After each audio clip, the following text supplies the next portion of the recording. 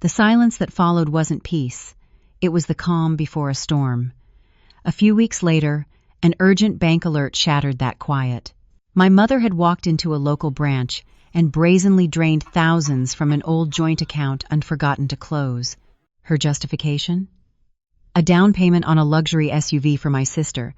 That theft was my absolute breaking point. I didn't scream or confront them.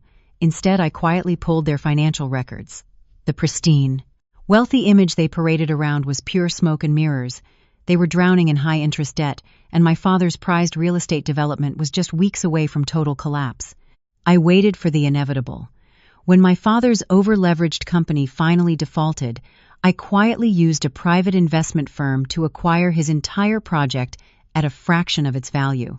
Weeks later, I invited them to a high-end dinner. They arrived smiling, fully expecting me to beg for forgiveness.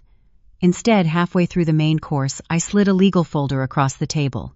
"This was your property," I told my stunned father, tapping the ownership deed. "Now it's mine." I walked out, leaving them completely bankrupt, humiliated, and finally realizing the bridge they burned was their only lifeline. So, what would you do if your own blood stole your savings to reward their favorite child? Would you just walk away, or would you take everything they had? Let me know your verdict in the comments below. And if you want to hear every single detail of how I dismantled their perfect lives, click the link to the full story.